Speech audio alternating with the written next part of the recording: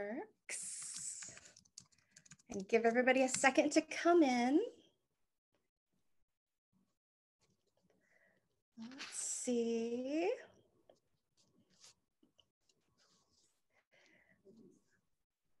All right. Okay, so we have 50 people in. That's enough to ask, can you hear me out there in the world? Yes, okay, yay! Perfection, perfection. And I just want to say, first of all, congratulations, the 58 of you who are actually here on time, because who's ever on time for anything during the pandemic? I'm not. We'll give it one more minute because there's still people trapped in the lobby who are coming in. Let's see. Okay.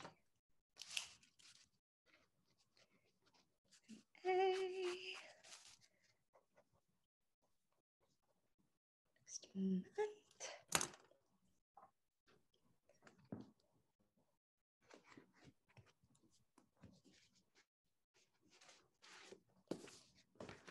All right, okay.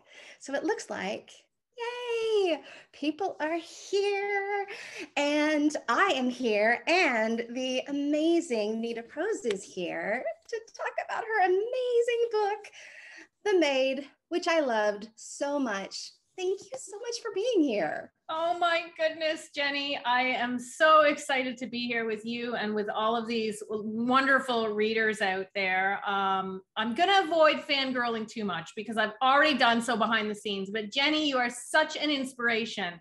And you know, when your book came out, the first one, it just blew my mind. It was like fireworks and an explosion of exuberance on the page. And in so many ways, you gave me a subtle kind of permission to write this book. So it is actually, and it's, look, I'm going to get verklempt. Here I go. Look already. Thank you for writing it because you paved a way for me and I'm deeply appreciative. Oh my gosh. Well, that makes my whole day. And welcome to the Club of Mutual Admiration, because this book is one of, like, sometimes I really struggle with, you know, where like I usually read between 10 to 15 books that are coming up in the next month that I can kind of go like, is this the book? Is this the book? And usually I kind of struggle and go back and forth and I'm like, oh, it's in between these five. As soon as I read this book, I was like, well, this is it. This book, there's so much to it, but oh, you know what? Sorry, I have been drinking. So before we start to talk about the book, a couple of housekeeping things. One is if you have questions, down on the bottom, there's a little thing that just says the Q&A. So if you have questions, just go over to the Q&A and type them in there. And then when we get toward the end, we can bring them out. Also, if you haven't finished the book yet, it's totally okay for you to watch this part. And at a little bit into it, I will say, here there be spoilers, go away, and come back and listen to this later. And this will be on our YouTube channel, so you can always come back to it. Okay, so first off, we do this thing called the same weird questions that we ask every single person, and they're kind of ridiculous, but it's tradition now. The first one is, where would you be 2 weeks into the zombie apocalypse? Oh, I'm a survivor. I would be leading some sort of gang. I know how to dry meat. I know how to canoe in the deep survival woods. I know how to find mushrooms, and I know which mosses to eat. So I'm going to have a whole bunch of people behind me, and I'm going to choose my team. That is the best answer ever. I think you may be the only person who was anything other than, yeah, I might be able to survive a little while. Okay, oh no, I 100% would be on your team. You can come on my team, but it's going to be rough. It's going to be Hunger Games ×2 here, and it's not going to be pretty, and we are not going to be pretty, but that's okay. Oh my God, just eating the best mosses. I didn't even know you could eat moss. You can, you just have to know which. Oh my gosh. Okay, so what is an underrated book that everyone should know about? Oh, well, I would say yours, except yours are like known by everyone throughout all of humankind, I would say. An And underrated... hated by 90% of them. No. That is so not true. So not true. I don't, an underrated book. Let me think. There is a book that is a sci-fi book called We by Zamyatin. And he was a contemporary of George Orwell, Russian. And he wrote an incredible sort of 1984-esque speculative work of fiction many, many years ago. And that is what I would say is a very underrated classic work that not so many people know about. I certainly have. Did you say we? Like we, W-E? it's W-E, we, right. us, we. Awesome. Putting it on my list. What is your favorite word, if you have one? Oh, I like superfluous. Oh. It's so melodic, and yet what it sounds like isn't what it means. Superfluous, not having enough of, or just being too much. But it's so lovely to say, superfluous. That's one of those words that I read before I heard. And so when I'm reading it in my head, it's superfluous. And then somebody, it's actually superfluous. And I'm like, if you're British, maybe. And they were like, no, for everybody. No clue. Alternate pronunciation. It's fine. Yeah. Tomato, potato, right, potato. How do you like your eggs? I like them scrambled, preferably with something in them, like some veg. But I like a good omelet too. Yeah. Very nice. And this is one that Samantha Irby added at one point, and we just left in. If you were to meet the devil, what would you ask him for? You know what? I really like his pitchfork. I would ask him for that. I feel like it must come imbued with very special powers, and that I could use those for good. I mean, he doesn't use them very well, and he does some very dastardly deeds. But imagine if you had this master tool of the devil that you could use to create justice. What a wonderful world it would be. It absolutely would be. And now I have all these questions because I've never seen the devil use the pitchfork, but he always has. And now I have a lot of questions. This is book 2 for you. It is book 2. It is. Oh my gosh. And then the last always question is, will you be my friend? I am already your friend. Even before I knew you personally, I felt such a kindred sense in everything you wrote that I felt you already as somebody very close to me. Awesome. I love it. Okay, so now we're going to talk about the book.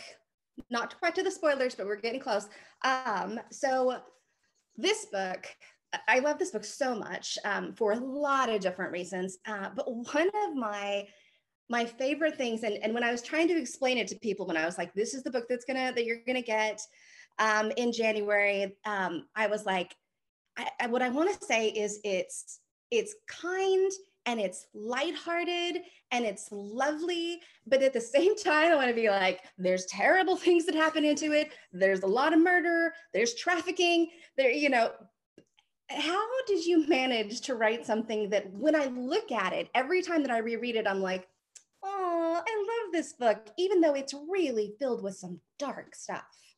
Well, I really appreciate you pointing this out, because so very often, people are talking about this book as so cozy. And I'm thinking to myself, wait a second, we're still in the non-spoiler part, but there are some nasty stuff that goes on here. As you mentioned, human trafficking being one of them, in a nice little cozy whodunit. For me, something that was so crucial to keep me motivated to write was to push on the extremities. One of the things I was trying to explore was, how light can I go and how dark can I go? How can these two polarities exist in the same book? Can we have the devil with the pitchfork and the angel with the halo? Well, you absolutely nailed it. So what was your inspiration for this? Well, I didn't actually plan to write a debut novel. So my day job, I'm an editor. So I work with writers all day long and have for many, many years. And in 2019, I went to the London Book Fair. This is a massive global book fair that happens each year in London in the UK. And I was staying in a hotel, and I left my hotel to go to a meeting, and I came back and I completely startled the roommate who was cleaning my room. And I opened the door, and she cowered and she stepped back into a shadowy corner. And the horribly embarrassing part, Jenny, is that in her hands, she had my track pants, sweaty from the run that I'd just gone on. And I'd left them in a tangled mess on the bed because I am an idiot. And that's what she was holding. And I looked at her and she looked at me, and I thought, oh my goodness, it is such an intimate and invisible job to be a roommate. You know, simply by cleaning my room every day, she knew so much about me. I knew nothing at all about her. And it was one of those moments, Jenny, that just, you know, it's just a little piece of the day, a little fragment, but somehow it seats itself in some cortex, in some little corner of your mind. And then a few days later, I was on my plane ride home, just sitting there thinking, okay, going home, great trip. And that's when I heard it, Molly's voice. And it was like a lightning bolt. It was clean, it was crisp, it was precise and polished to perfection. It came to me like that. And I grabbed the napkin from under my drink because I didn't have any paper. And I started to write what I heard. And I wrote the prologue to The Maid in a single burst on that napkin. And that is how The Maid started. That is a fantastic story. I love that. I almost wish that also your roommate had been murdered, but like maybe not totally murdered, because that's where I thought you were gonna go. And I was like, this is a weird entry. I'm here for it. Yeah. Okay. So as an editor, were you like, when you finished your book, were you able to hand it over to another editor, or were you like, no, I got this, I can do this myself? Or oh my goodness, no, I was abjectly terrified. Now, every author is abjectly terrified when they first finish a draft, and then, you know, you have to find an agent, you have to, you know, submit it to publishers. If you get an agent, we're all abjectly terrified, but I had an extra layer because I work in this industry. And the second I pressed send, I knew that all of my colleagues would know about this. And I was terrified of the kind rejection, you know, the very nice agents who would say, oh, Nita, you're trying to be a writer. Oh, good for you. Keep working at it. It's not quite there yet. And I'm sorry, I'm going to have to pass. And that, you know, all while I was writing, I was so terrified, Jenny, I didn't tell anybody. And when I mean I didn't tell anybody that I was writing this book, I mean, I didn't tell my partner, I didn't tell my family. The last people on earth that I would have told were my colleagues in publishing. I didn't tell a soul until I completed my draft, because that's how lacking in confidence I felt. And so just terrified that, you know, I could embarrass myself for the rest of my editorial career. oh my gosh. So were you surprised when people were like, oh my gosh, I love this book, I love these characters? I really was. I mean, in a way, I hoped that I'd landed something, but, you know, I didn't trust myself very much.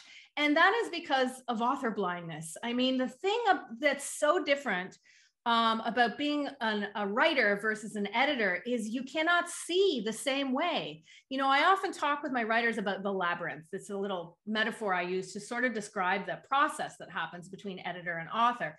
And the author stands before a maze, and her job is to go in there, find the story through all those twists and turns, and get to the other side. But when you're down there as a writer, you know, and you turn left, you might come to a dead end after writing for 6 months, and you cannot see that coming. But your editor, who's on a ladder outside the labyrinth, can look down and go, oh, honey, don't turn left. There's a monster in the corner. It's going to eat you alive. You're never going to get to the end of this story. Don't do it. So, you know, I felt so blind as a writer that when I finished my draft, I hoped that I had done what I wanted to do, but I wasn't absolutely certain until, you know, I sent it out to agents, and certainly when publishers came on board, it became clear that maybe I had something here. I love that analogy. And I personally find it helpful because so I have been working for like years and years. I have this, like I have all these little side projects, and some of them seem, and a lot of them don't. And one of them is a fiction book. And I had written this really worked on many chapters, and kind of submitted it. And the editors were like, "This is all really good, but we don't need any of this. That's all just backstory. Here's where it should start. Is from, so you gave us these first 6 chapters. It should start from the end of the 6th chapter." And all that other stuff is good because now you know the backstory, but the rest of us don't need to know. And I was like, oh no. Brutal. I'm so sorry. You turned left in the maze. You should have gone right, but there was no one there to tell you.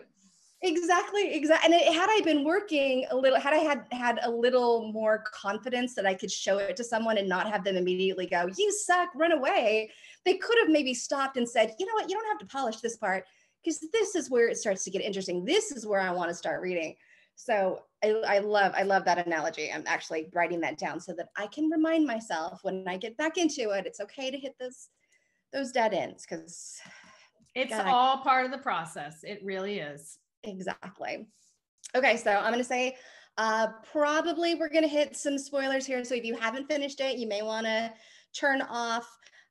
Okay, so let's talk first off about these characters who are so fully realized, so complicated, so I mean, there are some who are like, you feel like, oh, truly evil and truly good. But for the most part, everybody is this gray middle ground. And I loved that there was no point where I was like, yeah, you did exactly what you're supposed to. Every single person I was like, oh, is that a mistake? Oh, is that a mistake? Is that, oh, I guess that's, oh, okay. All right. Loved it. Loved my favorite character, and I think I probably speak for a lot of people, Molly, just because there's something so absolutely lovable and endearing and whimsical and strange about her, where first of all, you are absolutely rooting for her, and at the same time, you want to protect her, and then sometimes you're like, yes, you go, oh my gosh, because she has these powers that other people don't have. So can you tell me a little bit about creating her character? Well, she was in some ways quite a surprise to me, and she kept surprising me as I wrote about her. But my intention really was to seat the reader behind her eyes so that the reader really experience what's it like to see and to feel like Molly? What's it like to live in her skin?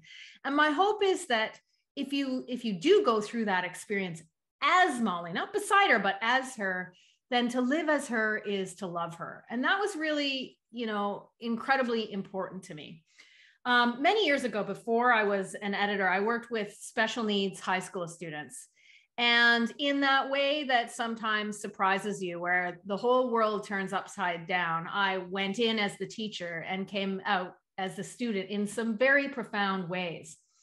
I remember, when we used to go out on field trips, and I would take my kids out into the world and we'd go somewhere.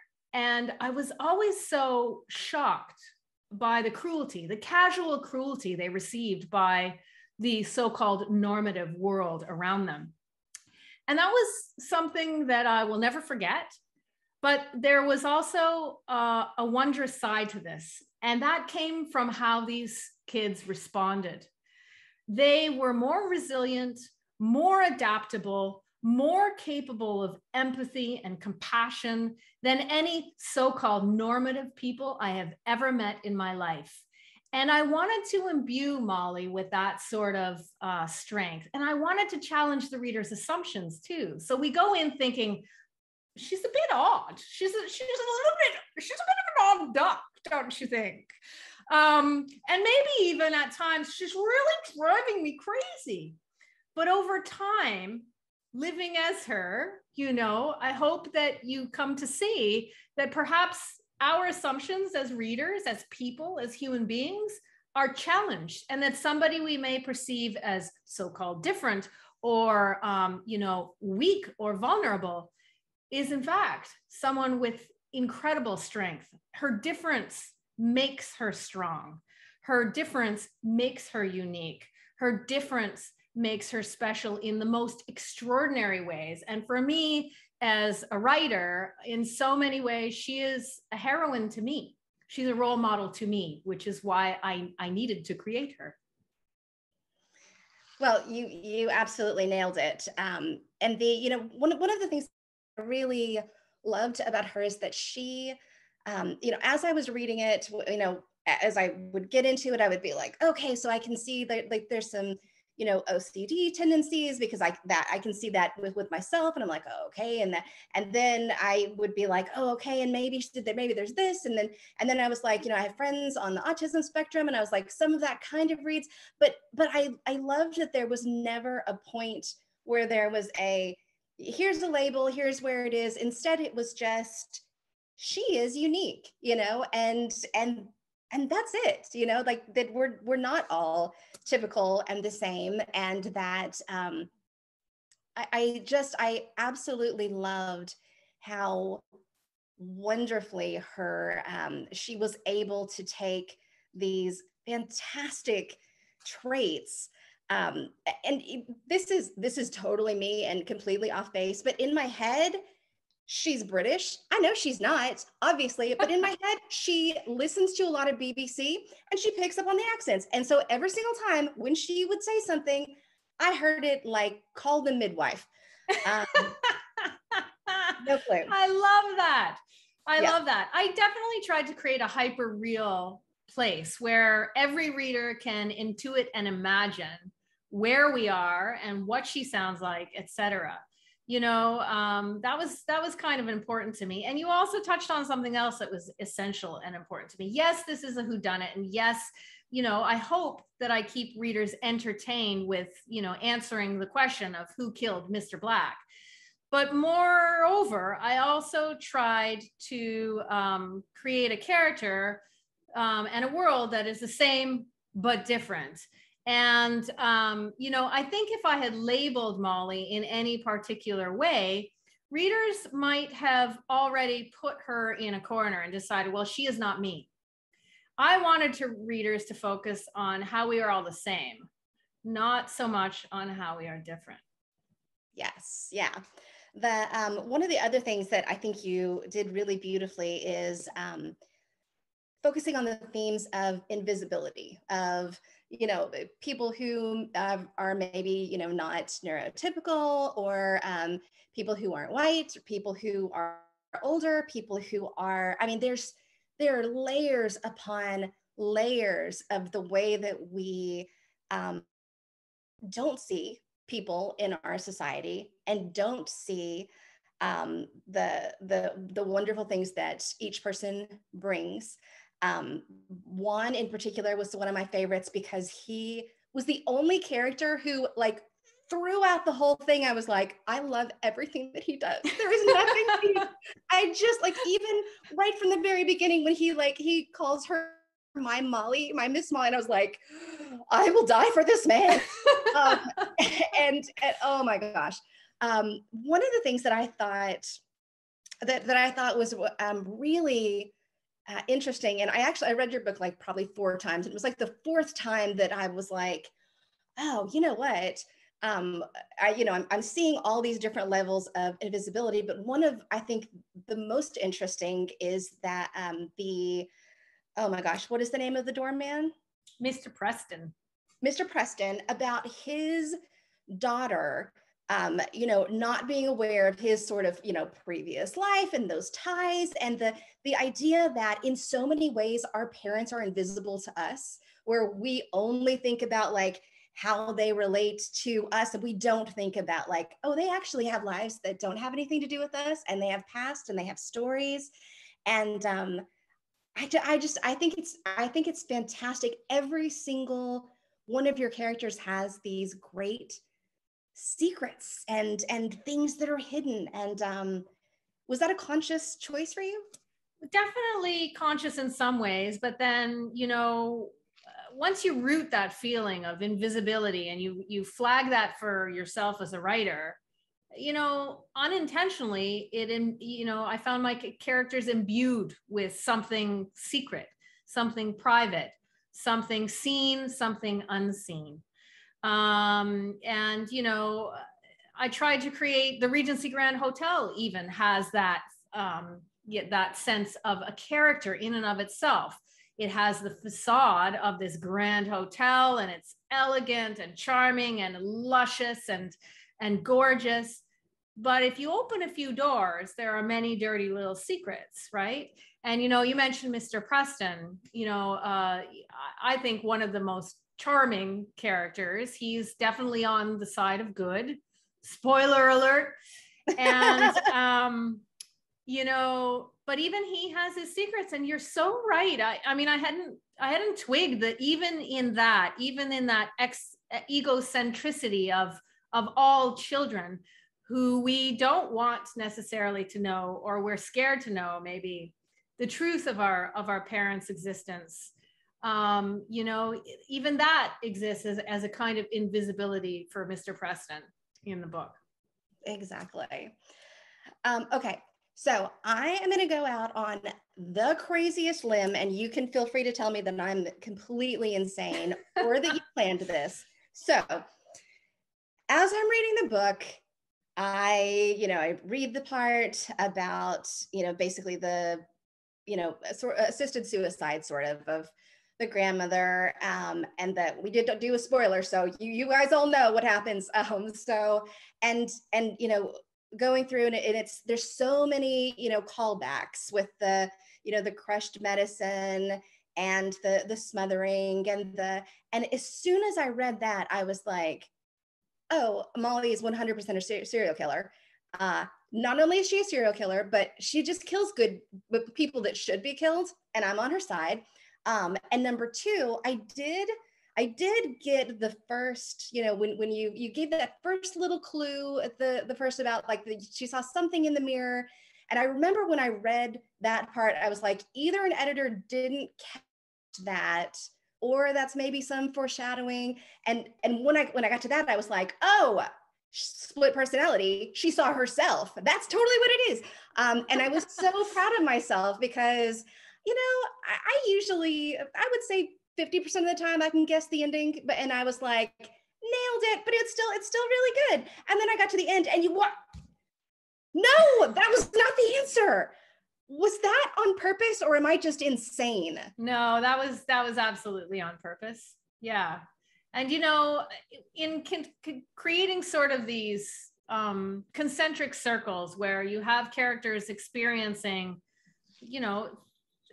thematic trends such as invisibility, I think you've isolated one where she experiences that too. So I'm playing with that trope of visibility versus invisibility, what we see, what we don't see. I mean, the mirror, we see something reflected, we see something of ourselves, but also we might see something behind us, around us, beside us. We might see a new perspective from a mirror that we would never see from our own eyes. So that's why that mirror exists. And it shines light back at Molly, but beyond her as well, as it turns out. Love it. Okay, so one of the things that sort of touched me as I was going through and reading is the idea of this kind of trickle down effect of either pain or love. I think you did it really brilliantly with, Mr. Black, would hurt Rodney, and then Rodney would hurt Juan, but there was always that person that it got to who said, like Juan, who was like, because he absolutely could have hurt somebody else. Like, he's in a terrible position.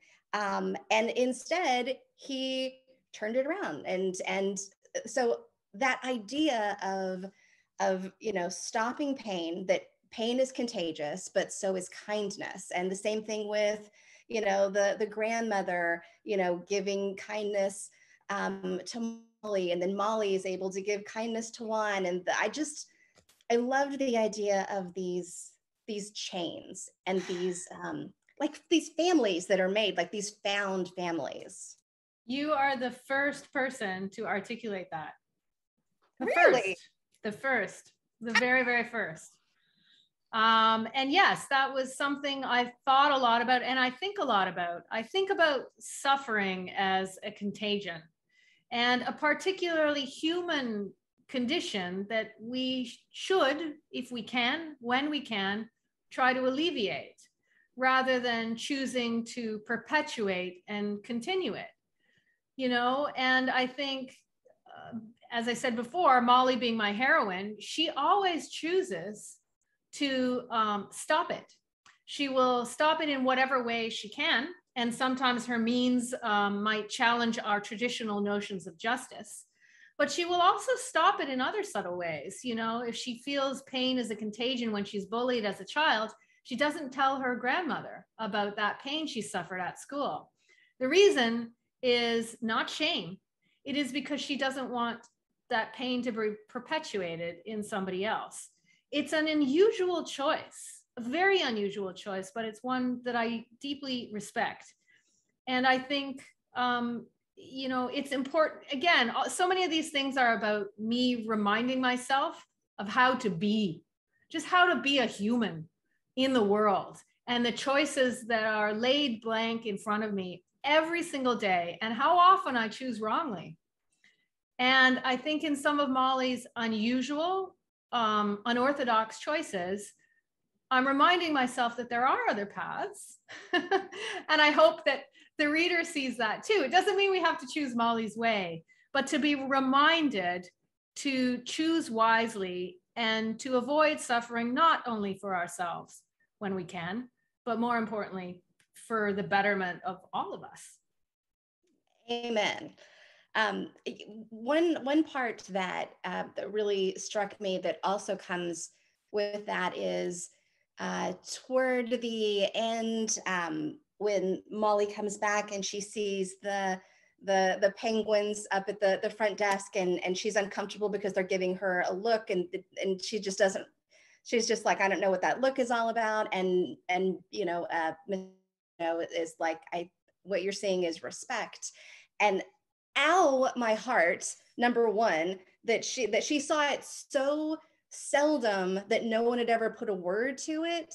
But also the fact that, in spite of the fact that maybe she didn't get a lot of respect from the average person, she showed so much respect for everyone else. There was never a like, this person has money, so they're more important, or this person has this, or it was just like, everybody's the same. Everybody's everybody. Everybody is a person. Yes, absolutely. And I think that was ingrained in her from her gran, who, you know, worked as a maid herself in a household situation and wasn't always treated fairly either. And Molly works in a world that is upstairs, downstairs. She lives in a world that has these social strata. And I mean, can there be more of a hierarchy besides, oh, I don't know, the UK than a hotel? I mean, there are so many hierarchies, social hierarchies in that kind of a setting. And Molly neutralizes them in the most beautiful ways, while at the same time, as you say, being respectful to her so-called superiors, as well as to many people who are so inferior to her in the most profound, shocking ways. One of the things that I really loved is that because people, and some of it is respect or lack of respect, and some of it is just because I think people just look at her as she's so different. They sort of drop all pretenses and they become really who they are. Like, if you're a dick, you're just a dick. You're like, get out of the way, fuck off. If you're, you know, a user, you're going to be like, it's going to be real obvious to everyone around. Like, you should not be with that guy is such a, you know, and the people who are kind, and the people, and especially, like, I loved Mr. Black's last wife. What was her name? Giselle? Giselle, yes. I loved Giselle because she was part of me was like, oh my God, I hate this woman so much. And then part of me was like, I feel sorry for her. And then part of me was like, I kind of love her. And I would go back and I was like, you know what? She is exactly who she is. And I think she's exactly who she is, whether she's with Molly or whether she's not with Molly. And I had like a lot of respect for her about that. Yeah, she is so authentic. And I have to say, I had those same struggles when I was writing her. When I first imagined her, she's this, femme fatale in my mind, and she's a bit cretinous. She's chosen a man only for his money, and that's her only tie to anything. And she's, very materialistic, and that's how she gets along in the world.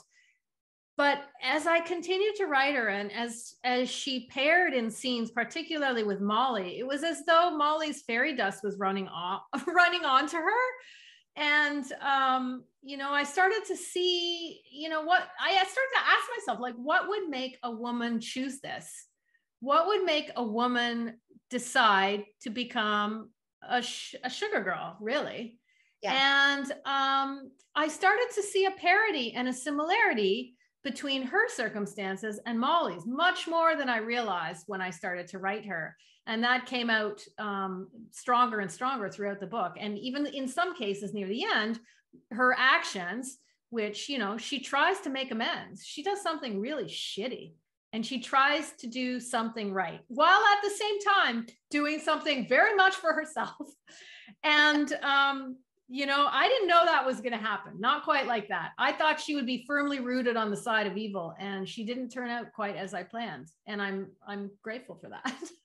I absolutely also saw her as like almost like a twin to Molly, because she also very blunt, very she's very like, she kind of sees things in like, this is the way that things need to be done. And also there's so much that comes back to not lies but omissions, and the what's purposeful omission, what's an omission to not hurt somebody's feelings, what's an omission to maybe have the right outcome of justice even though technically it's the wrong outcome of justice. Did you feel like, so in the end, you've got, Rodney in jail, and some people would say wrongly. Did you feel like that was like, this is an interesting, complicated ending, or did you feel like people would be mad or people would be excited? Or I knew it would really run the gamut. And I knew that I was making a choice that not all people would like. Molly does some other things that perhaps some readers have some qualms with. I don't, but some might. But yes, that was deliberate. I wanted to create a world in which finally, for once, somebody like Molly gets justice, and somebody like Rodney gets a kind of justice that is not deserved in the strictly legal sense, but might be deserved in all other kinds of moral senses. I wanted to honor Molly's moral compass instead of honoring, the reality of what would happen, in real courtroom scenes or in real life. Yes. It felt like a karmic good.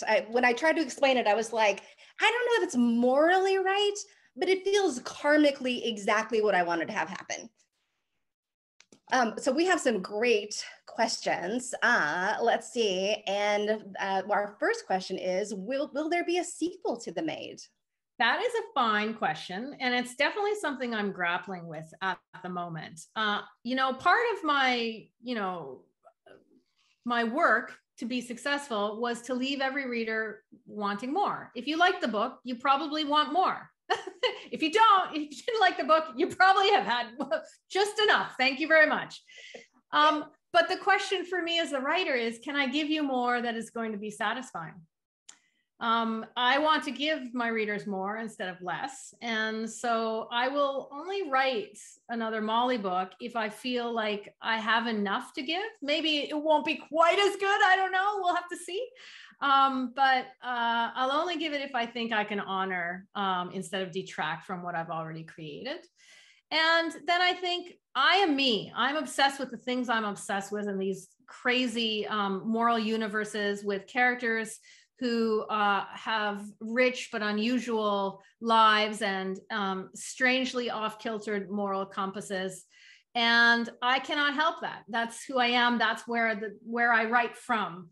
These are the problems that occur to me on the page or just come out. So no matter what I write, you know, there will be facets of this book in whatever I write next, for sure, even if it's not a Molly book. Yes. And for those of you who want more Molly, I don't know if you guys have heard, but you're in talks with Florence Pugh, I think, to maybe make this into a show. Yes. So Universal Pictures has optioned the film, and Florence Pugh is set to star as Molly, the maid. Florence, obviously Academy Award nominee, who was in Little Women and Midsummer and Black Widow. And she, you know, I can't imagine a better Molly.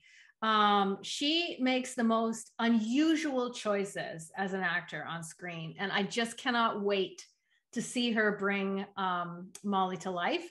And, you know, I can't say too much about what's going on, but I can say that this smile is for a very good reason. And, you know, hopefully sometime in the future, we will see The Maid come to a screen. That's very exciting. Let's see. Oh, this is a good question because you may have covered this and I may have missed it as well. So what city did this take place in? London, New York? Also, this person said, I expected you to have a British accent. So see, we're all reading the British into there that's not even there. Yes. Well, I am Canadian, so that means I'm a mix of the US and British. I'm a mishmash.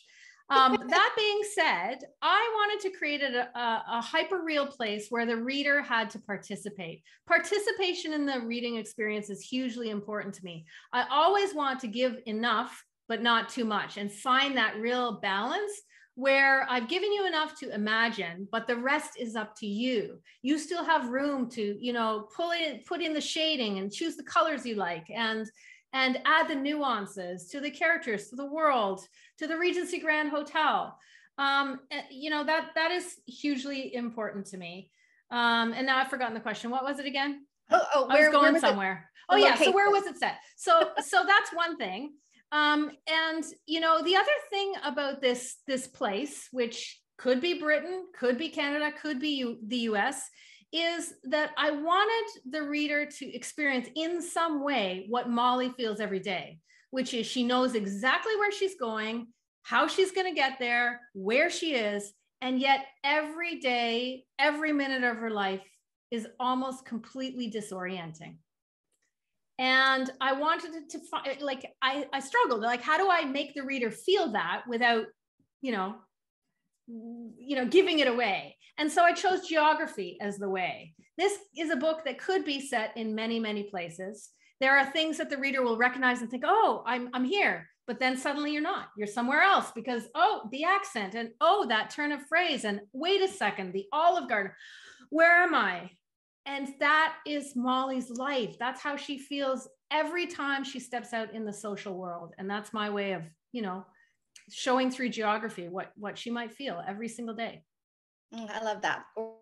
And disorienting at the same time. Did you ever, oh yeah, I have the same question. Did you ever consider giving Wilbur his comeuppance in the book? No, I didn't. He just gets away with it? He gets away with it. He does. He gets away with it. But you know, he's got his struggles.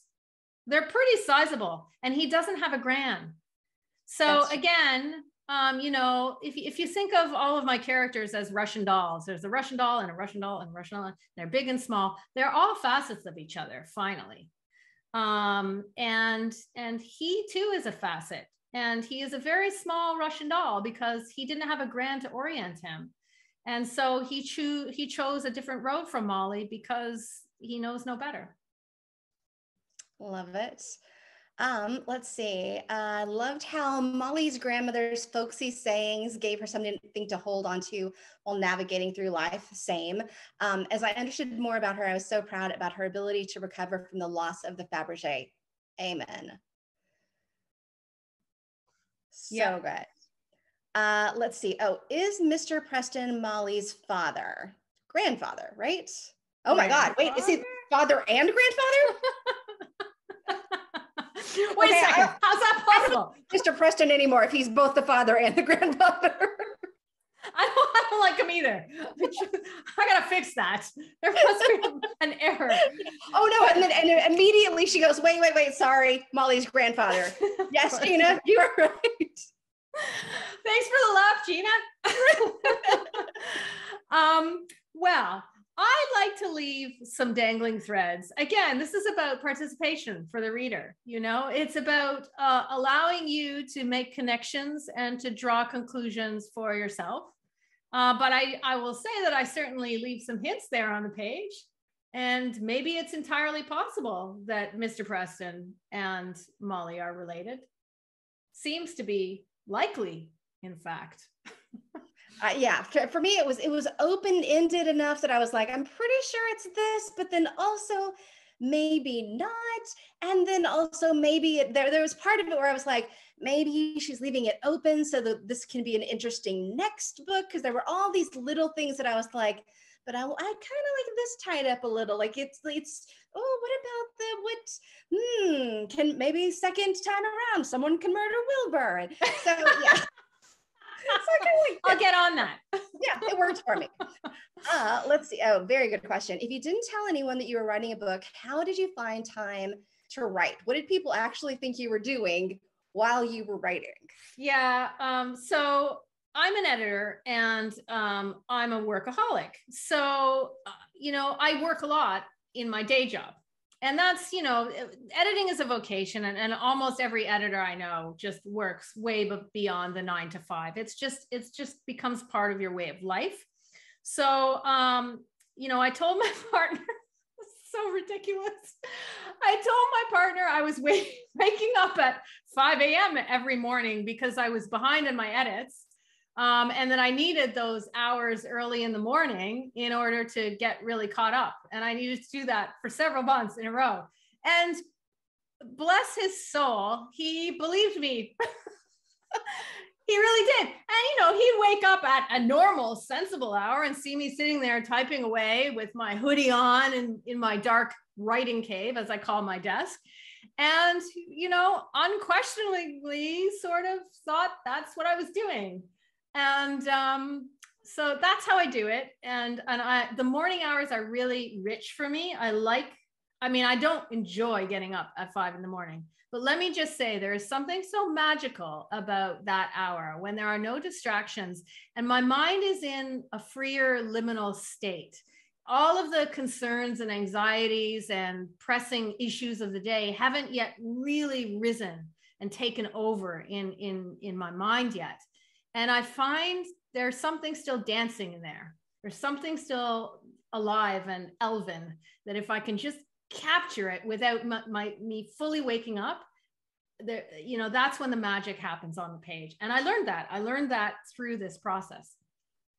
I love that. And I have never in my entire life written in the morning. And now I'm all of a sudden wondering if I should do that. I'm a 3 a.m. writer and but that's the same thing.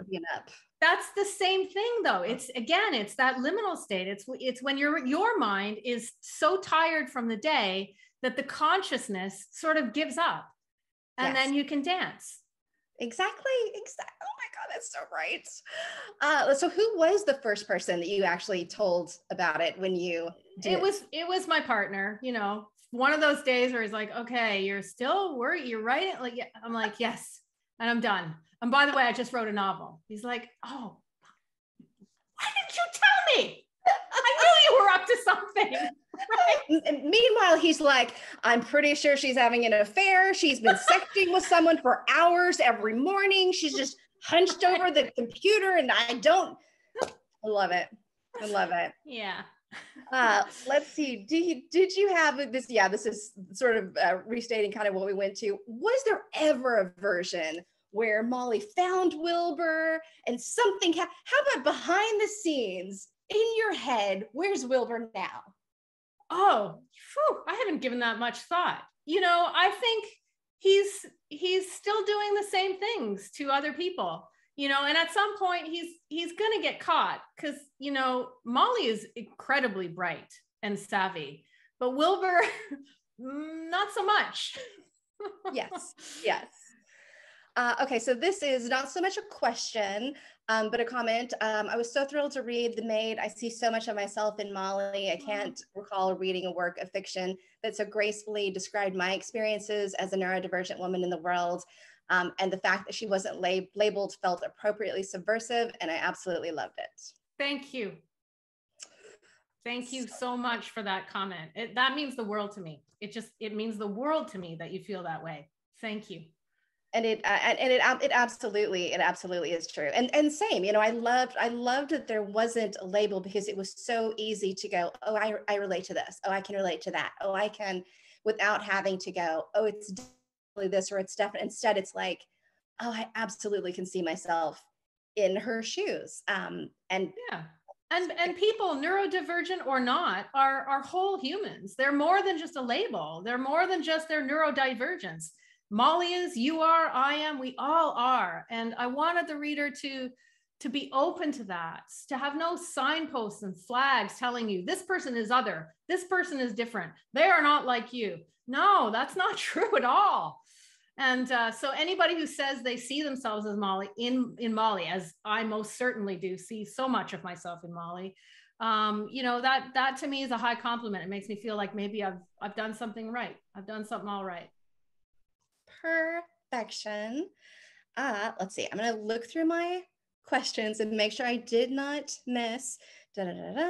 Movies.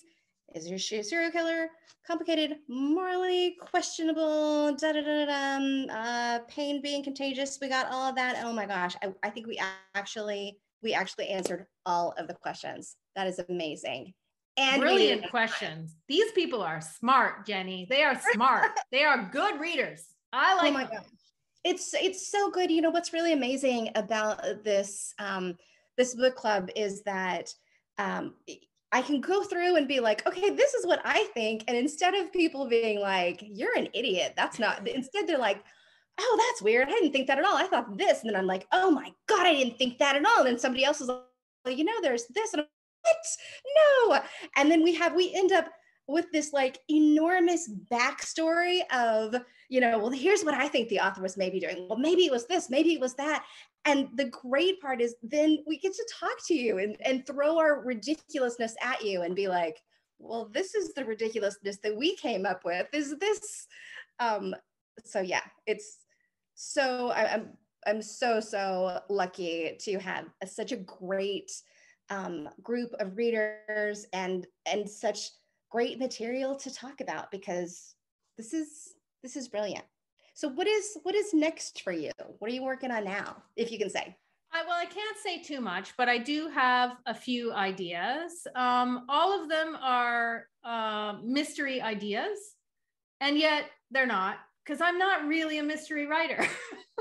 I just pretend to be one, and then surprise and blindside my readers and go, surprise, this isn't a mystery at all, or maybe just a little bit. So, you know, if you're really, really into the whodunit, you might not like me so hot. So I'm doing that again in a few unusual, again, in the most unusual ways I can think of, because that keeps me waking up at 5 a.m. If it's not unusual, I don't know what to do, because like, mystery is a genre that is so well trodden, and there have been so many masters of it that, you know, you have to find a way to innovate and do something fresh with it. And for me, that means combining a genre, seeing if I can do a journey of growth through uplifting literature in a murder mystery. Can murder and uplifting go together? No, they cannot. Great. I will figure it out. So, you know, I'm doing a lot of those Frankensteining experiments at the moment to try and see which one sticks. Well, I love it. And, you know, I have a hard time putting it into words, but as I was reading The Maid, there is something about it that, because I like mysteries, but it's not like my favorite genre. I read them, but for the most part, you know, it's sort of hit or miss. But I love, there are certain comfort authors, like Agatha Christie. And for me, like that, I wanted to be like, oh, this is an Agatha Christie-esque book, which is to me such high praise, because every single, even though they're like dark and mysterious and she makes you work for it, there is such a comfort in each one of her books. And this did the same thing. Oh gosh, thank you. I'll take it. I'm going to take that and run with it. Good. Awesome. Well, I think we got what, hang on, let me see. Yes. Yeah, love how you slowly saw the real personality of people because Molly was so trusting. You saw them as she did. Absolutely, Dawn. Yeah, I think we've answered all of the questions and perfect timing. So next month, where am I? Okay, we currently are reading Circus of Wonders. And oh my God. Great book. Good choice. I love it. And so we'll probably open up discussions on that in maybe another week or so. And then I'm going to announce next month's book, which I have not announced. Like, I haven't had enough to drink that, because there's a part of me that's like, oh, just tell. I think I would get in trouble, so maybe I shouldn't. But oh my God, y'all, it is so good. Oh, and also the next month's book is like a smaller kind of book, which is kind of nice because every once in a while it's nice to be like, all right, this is a I can sit down and do this in a one day easy kind of thing. And also, oh my gosh, so then the next month and the next month and then not the next month because I haven't figured that one out, but then the next one, oh my gosh, we have 4. I desperately want to tell.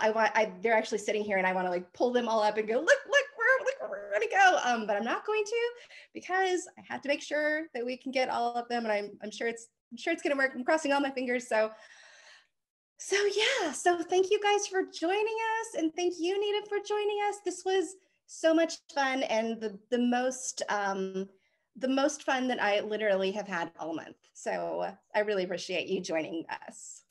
Jenny, it is such a pleasure, and thank you all you readers out there. And I'm reading all of these chat comments. I want to respond to every single one, but I will say to all of you, thank you for reading, and thank you for being so wonderful. All right, adios, you guys.